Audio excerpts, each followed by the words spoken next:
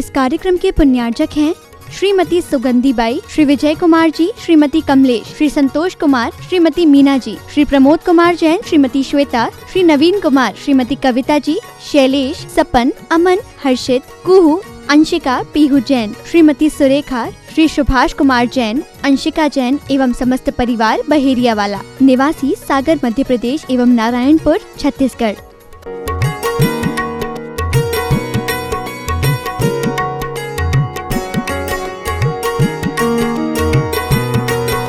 चेहरे की खुशी, चमक, दान देने का भाव, स्तुति करने का भाव, साथ में रहने का, उनको पोंछने का, साफ करने का, फोटो खिंचाने का, कितना भाव आता है आपके अंदर, है ना। गुरुदेव एक फोटो मिल जाता, हाँ ले लो। गुरुदेव भी थम जाते हैं। वो जानते हैं कि इस शावक का मनोभाव इससे संतुष्ट होता है। जब तुम सामान्य मनुष्य की छोटी सी साधना पर बैठ करके इतने उत्सुक होते हो, जितनी उत्सुकता तुमको गुरुदेव से मिलने पर होती है, जितनी उत्सुकता तुमको हमसे मिलने पर होती है, इससे ज्यादा उत्सुकता तुमको तीर्थंकर की प्रतिमा के सामने खड़े होने पर होनी चाहिए। सामने खड़े होकर के मैं आराधना करूंगा अपने गुरु की, अपने प्रभु की आराधना करने आया। अपने घर से मैं अपने प्रभु के लिए पूरी थाली भर के लाया, चांदी की थाली है, अच्छी केसर लगी है, अच्छे चिटके हैं, अच्छा सौभाग्य है मेरा। अब क्या करेंगे? अब भैया देखो, मैं और मेरा भगवान, साधना के लिए नहीं कह रहा हूं। साधना तो नितांत निजी विषय है।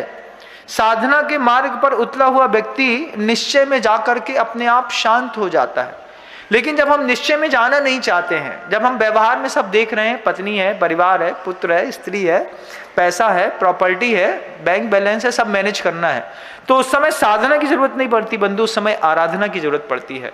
इस आराधना सुव्यवस्थित होती रहे, इसलिए पूर्वजों ने हमारे लिए जिन मंदिर बनाए, जिनालय बनाए, जिनबिंब की स्थापना की, और स्थापना जिनालय जिनबिंब को स्थापित करके वे हमें योगदान देकर के चले गए। उनका दिया योगदान हमारे जीवन में वरदान सिद्ध हो गया। आज हम जब योगदान करेंगे थोड़ी सी बातों पे, जब किसी जिनबिंब या जिनालय का निर्माण के लिए आप सहयोग करते हैं, आपका वो सहयोग आज की स्थिति में योगदान है, लेकिन कब पलट करके वरदान बन जाए पता नहीं। हमने देखा ऐसा, बहुत सारे एंटीक पीस देखे हमने। लोहे की छोटी सी पुराने जमाने की दवात देखी, पेन देखा लोहे का, कीमत पता करी कितनी। बोले महाराज श्री ये जो दवात है, इस दवात की कीमत 27,000 रुपए है। हमने कहा इससे अच्छी दवात और पेन मुश्किल से 250 रुपए में मिल जाएगी। बोलेंगे निश्चित मिल जाएगी महाराज जी, आपको 250 रुपए में इससे बेस्ट मिल जाएगा।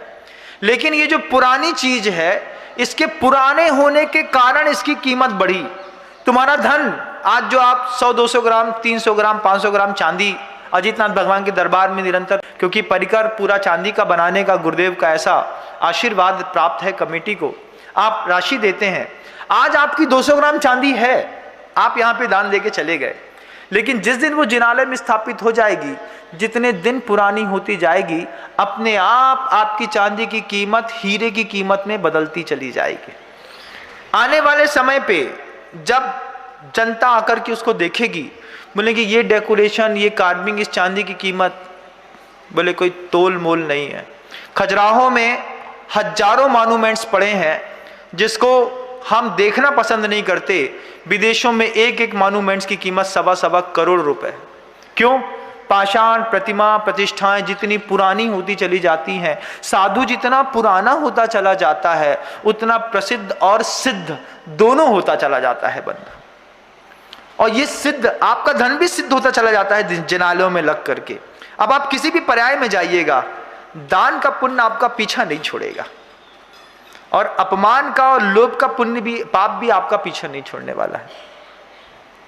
बहुत सारी बातों को जब हम सब मिल करके, जब विशाल सागर जी मुनिश्री समझा रहे थे, हमारे यहाँ का बहुत अच्छा रूल है, हम एक व्यक्ति के ऊपर 2 डॉक्टर ऑपरेशन नहीं करता। अब बोले कि मैं भी बैठा हूं तो आधा ऑपरेशन वो करेंगे, आधा ऑपरेशन मैं करूंगा, बिल्कुल नहीं। अगर विशाल सागर जी महाराज श्री ऑपरेशन कर रहे हैं, बगल में कितना भी अच्छा दूसरा एक्सपर्ट डॉक्टर बैठा है, चाहे वो विनम्र सागर जी बैठे हों, चाहे सौम्य सागर जी, चाहे वो वीर सागर जी बैठे हों, चाहे वो आगम पुनीत सागर जी बैठे हुए हों, लेकिन हम लोगों की आदत में रहा है जब एक व्यक्ति एक पेशेंट को प्रॉपर ट्रीटमेंट दे रहा है, दूसरा साधु हाथ तक नहीं लगाता और इस बात से खुश होता है कि भैया हमारी कंपनी में तुम कहीं भी इलाज करा लो, हमें खुशी है, हमको भी खुशी होती है। जैसे कोई बहुत सारे शावक जब पूना से आते हैं, बोले महर्षि वीर सागर जी महाराज जी से जुड़े हुए हैं। हमने कहा एक व्यक्ति से जुड़ने का मतलब है उससे जुड़ी हुई हर चीज तुम्हारी है। वीर सागर जी से मैं जुड़ा हूं, वीर सागर जी से आप जुड़े हैं, इसका मतलब है कि सिर्फ आपको वीर सागर जी से जुड़ना है, हमसे जुड़ने की कोई जरूरत नहीं, हमसे आप अपने आप जुड़ गए। हमसे जुड़ गए तो हमसे जुड़े हुए जो दूसरे साधु हैं उनसे भी आप अपने आप जुड़ गए। ये सौभाग्यवर्धन भी अपने जीवन का सबसे बड़ा अप्रतिम सौंदर्य है बंधु, अप्रतिम सौंदर्य। विशाल सागर जी महाराज श्री सामने वाले उस जबलपुर में बैठे हुए बेटू से कहते हैं कि बेटू सोचो, तुम एक थाली फेंकी, मम्मा कहती दोबारा खाना नहीं बनाएंगे, लेकिन मां जिनवाड़ी ने एक एक शब्दों में कितना गहराई से धरा है, उस एक भी शब्द को तुमने कभी पढ़ना भी पसंद नहीं करते, कभी सोचना विचार करना पसंद नहीं करते। तुमको जैन कुल दोबारा मिलेगा ऐसी उम्मीद है? बहुत धीमे से कहा था विशाल सागर जी ने मुस्कुराते हुए। उनको लगा, सामने वाले को लग रहा था कि महाराज श्री मुझे कुछ अंतस प्रेरणा देना चाहते हैं।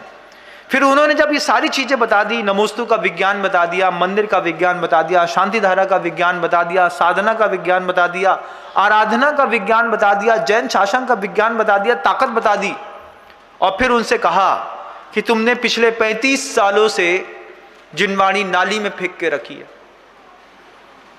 वो कहता है नहीं महाराज, हमने ऐसा नहीं किया। अज्ञान के कारण भी तुमने अगर जिन धर्म की सही तरीके से उपासना नहीं की है, ये उपेक्षा का परिणाम आपके जीवन में दुख और दर्द आगे पैदा कर देगा। वो बेटू ऐसा थरथराने लगा। वो कहता है महाराज श्री आप तो मुझे अब वो समझ के ये बता दीजिए मुझे क्या करना है। तब महाराज श्री विशाल सागर जी महाराज जी को कहा कि बिल्कुल सीधा हो गया है। बहुत द्रवित भावों से जब शावक अंदर से सुधरता है तो उसको फिर ज्यादा तर्क देने की जरूरत नहीं पड़ती, और जब आदमी अंदर से सुधरना ही नहीं चाहता है तो फिर आप दुनिया के हजारों आर्गुमेंट्स उसके सामने कर लीजिए। जिसने ठान ली है 2 और 2 4 नहीं होते, वो आपके 1000 बार 1000 तरीके से समझाने के बाद भी कभी मानेगा नहीं कि 2 और 2 4 होते हैं, नहीं होते।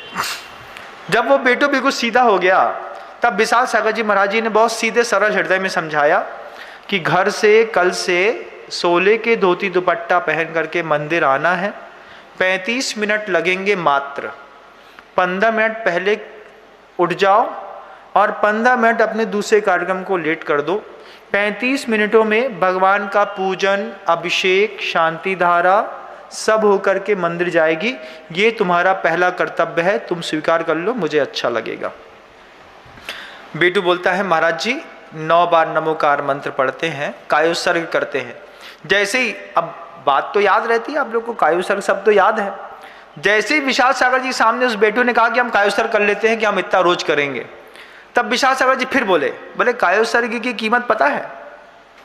कायोत्सर्ग भी अपने आप में, सिर्फ जैन शासन में कायोत्सर्ग का विधान है। दुनिया में सारे धर्मों में आपको उपवास, अनशन, ऊनोदर, वृत्ति प्रसंज्ञान, रस परित्याग, काय क्लेश सब मिल जाएगा, और भी साधनाएं विचित्र विचित्र प्रकार की कठोरतम मिल जाएंगी, लेकिन कायोत्सर्ग का विधान सिर्फ जैन शासन पे। कायोत्सर्ग का विधान विशाल सागर जी महाराज जी बोलते हैं, कायोत्सर्ग करने का मतलब है कि तुमने अपने जीवन से अशुभ हटा दिया है और शुभ को ग्रहण कर लिया है, देव शास्त्र गुरु की साक्षी पूर्वक। जब ये कायोत्सर्ग को वो विशाल सागर जी के कहने पर उस बच्चे को समझ में आया, वो बेटू कहता है आज से मैं रोज मंदिर जाकर के पूजन, अभिषेक, शांति धारा करूंगा। और निरंतरता उसकी आंखों में देखते हुई बनी। आज भी वे महानुभाव अपने परिवार को संभालते वक्त भी, बहुत बड़ा बिजनेस संभालने के साथ भी, वो छोटी सी संवेदना और छोटे से भावों से एक बार किसी को क्या सुधारा। जिंदगी के आज 16, 17, 18 साल निकल गए, उसके बाद भी उससे पूछो दूरसन पूजन अभिषेक, बोले महाराज जी अब तो हमारी आदत हनुमान ताल जाकर के वहाँ पर पूजन अभिषेक करने की हो गई है। अब हम रोज प्रतिदिन हनुमान ताल जाते हैं, अजित आदिनाथ भगवान की सेवा करते हैं, वहीं पे पूजन करते हैं, वहीं पे दान देते हैं। अब महाराज जी ऐसा लगता है कि अगर माँ जिनवाड़ी का सहारा न लिया होता, अपने माँ के हाथ की बनाई रोटी खाने का आनंद ही कुछ और है बंधुओं। हम तो दूसरों के माँ के हाथ की बनाई रोटी और होटलों की खाने पसंद करने लगे। दूसरे जितने भी आयतन हैं होटल से कम नहीं है, चकचड़ाके में चड़क भड़क में दिखते तो बहुत बेहतरीन है, लेकिन होटल का खिलाने वाले का इंटेंशन और माँ के खिलाने की इंटेंशन में जितना अंतर है, इतना ही जिनालय की आराधना में और अन्य आयतनों की आराधनाओं में अंतर है बंधु, ध्यान रखिए। आपको मेरी बात इधर से जा रही है कि इधर से सुन रहे हो ना? कान से कि ध्यान से? अगर कान से सुन रहे हो तो 1 घंटे बाद भूल जाओगे, और अगर ध्यान से सुन रहे हो तो आज के प्रवचनों में से कोट करना, कितने कितने काम करने को बोला है और क्या क्या बताया है मुनीश्री ने। जब आपको ये कोडिंग करके अपने हाथ में रखोगे तो शाम के समय आपको दायित्व दिखाई देगा, बहनों को भी बच्चियों को भी, कि जाकर के माँ जिनवाणी की पूरी अलमारी ठीक करनी है, जाकर के चावल के उस जो गंदा चावल हम धोकर बिना धुला चढ़ाते थे, आज से उसकी व्यवस्थाएं बदलनी है। भाई के लिए 16 लेकर के आना है, माँ अच्छे से पूजा करियो। काय तुम्हें काय सूझ रही? कछु नहीं, महाराज ने कही कि अपनी माँ के लाने 1 किलो चांदी के बर्तन दान में देने आए। मंदिर में तो खूब देते हैं, आप अपनी घर में भी दीजिएगा। घर के अंदर भी चांदी के बर्तन भी सौभाग्य सूचक वस्तुएं हैं, हाई एनर्जी लेवल्स की थिंग्स भी हैं। हाई एनर्जी लेवल का आपने जब एसी लगाया है, हाई एनर्जी लेवल का आपने जब एंड्रॉइड चलाते हैं, आईफोन प्लस प्रो 14 चाहिए एप्पल कंपनी का। कितने का? 2.25 लाख रुपए का महाराज जी। अरे 2.25 लाख रुपए का सड़ा सा मोबाइल में तुम 5 इंद्री के असंयम की कहानियां रोज सुबह से लेकर शाम तक देखते हो। 80,000 रुपए का, 1 लाख रुपए का खर्चा करके एक बार के लिए क्या तुम अपने परिवार में पूजन के लिए अच्छे से चांदी के बर्तन नहीं बना सकते? बना सकते हैं महाराज जी, सो इजी। एप्पल का मोबाइल 1.5 लाख रुपए का तो तुम 2 साल बाद बदल दोगे, लेकिन चांदी का बर्तन एक बार व्यवस्थित बन करके घरों में आ गया तो वो जब तक आप रहेंगे तब तक वो आपका सहयोग देगा। ये हाई एनर्जी लेवल की कुछ चीजें अपने घर के अंदर रखना चाहिए, लेकिन हम भूल जाते हैं। हमको तो बस उतना ही लगता है महाराज जी, वही साबुन तेल बट्टी सोफा सेट ये वो टीवी फ्रिज कूलर, इसी को हम स्टैंडर्ड समझते हैं। और स्टैंडर्ड इसको नहीं समझते हैं, स्टैंडर्ड का नाम ये है कि जब आप अच्छे कपड़े के साथ सोने की अंगूठियां, चांदी की पायलें पहन करके, अच्छा चांदी के बर्तन लेकर के जब घर से मंदिर जाएं, तब समझिएगा आज हमने पहली बार लाइफ में अपना स्टैंडर्ड मेंटेन किया है। अभी तो कोई स्टैंडर्ड मेंटेन नहीं है, अब ये सब दिखावे का है। रेमंड का पैंट पहन करके अपने आप को अमीर आदमी समझने वाले लोग गलफत पे हैं, लेकिन एक अच्छे धोती दुपट्टा पहन करके, डिजाइनर धोती दुपट्टा पहनिए, हथकरघा का शुद्ध वस्त्र पहनिए, अपने मकान से, घर से लेकर के सब निकलिए। मंदिर जाते वक्त, मंदिर प्रवेश करते वक्त साधु जैसे बिल्कुल चर्या हो। ईर्यापस शुद्धि से घर से निकला, मंदिर तक गया, पैर धोया, छने पानी से वेदी पर चढ़ा, नमोस्तु किया, ध्यान किया, स्वाध्याय किया, सामायिक किया, प्रतिक्रमण किया, क्षमा मांगी, नमोस्तु करके सुषुम्ना नाड़ी जागृत करी, अपने एनर्जी लेवल को बढ़ाया, गंधोदक बनाया अपने हाथ से। भगवान की पाषाण की वो जो प्रतिमा थी जिसमें देवता अधिष्ठित होकर के विराजमान थे, अभिषेक करने के बाद गंधोदक लेकर के घर आया, पत्नी को, बच्चों को, परिवार के लोगों को लगाया और हमने अपने सौभाग्य को समृद्ध किया। इतना भी अगर आप कर गए तो जीवन का बहुत सौंदर्य विकसित होगा। और वातावरण बदलने के लिए आपके प्यार के शब्द काम नहीं आते बंधुओं, भक्तांबर स्तोत्र काम आता है, कल्याण मंदिर स्तोत्र काम आता है, जिन सहस्रनाम स्तोत्र काम आता है, आपके लिए विशापाहार एकी भाव स्तोत्र काम आते हैं, जप काम आता है, तत्वा सूत्र का वाचन काम आता है। अगर परिवार के बीच में इस तरह की कोई परंपरा चल बैठी कि अपन सब मिल करके अपने को हाई एनर्जी वर्ड्स से प्रभावित करना है, हाई एनर्जी थिंक चाहिए है, हाई एनर्जी लेवल की चीज़ें चाहिए हैं। 1-2 लाख रुपए का ब्रासलेट पहनना और एक रक्षा सूत्र पहनना, दोनों में बहुत अंतर।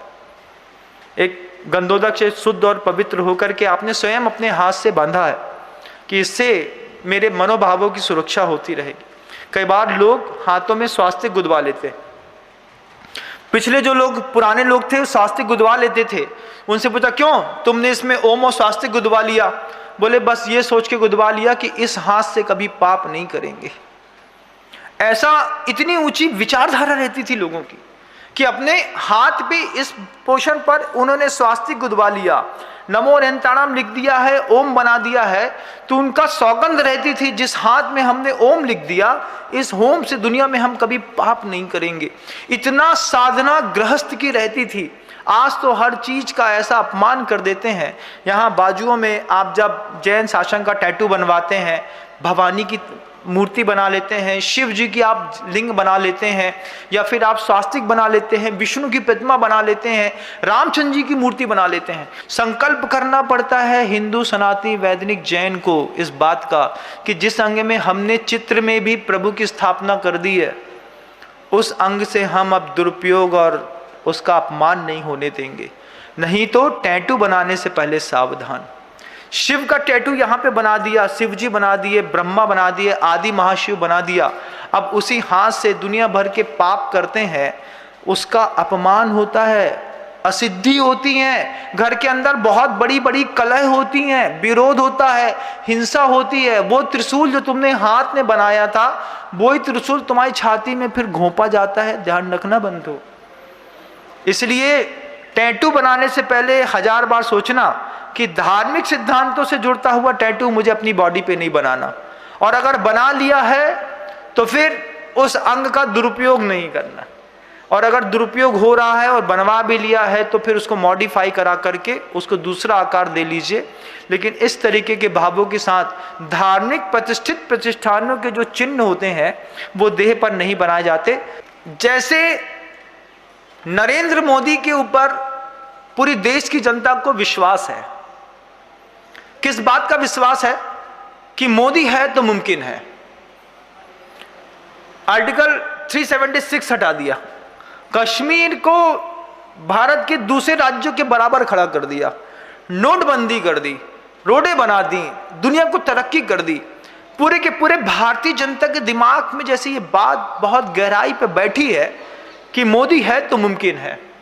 जैसा मोदी जी ने पूरे भारत की जनता का विश्वास अपनी ओर खींच लिया है, उस विश्वास को क्या आप अपने घर में स्थापित कर पाए?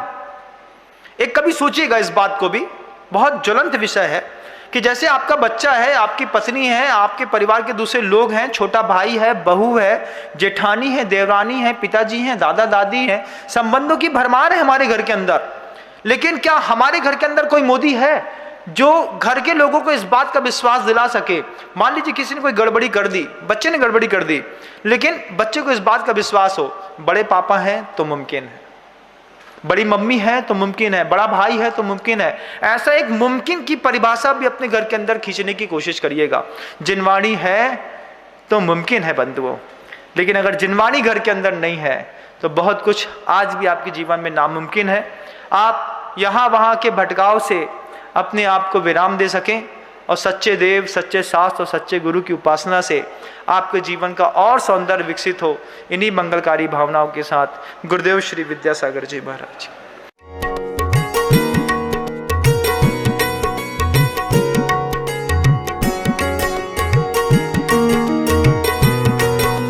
इस कार्यक्रम के पुण्यार्चक थे श्रीमती सुगंधी बाई, श्री विजय कुमार जी, श्रीमती कमलेश, श्री संतोष कुमार, श्रीमती मीना जी, श्री प्रमोद कुमार जैन, श्रीमती श्वेता, श्री नवीन कुमार, श्रीमती कविता जी, शैलेश, सपन, अमन, हर्षित, कुहू, अंशिका, पीहू जैन, श्रीमती सुरेखा, श्री सुभाष कुमार जैन, अंशिका जैन एवं समस्त परिवार बहेरिया वाला, निवासी सागर मध्य प्रदेश एवं नारायणपुर छत्तीसगढ़।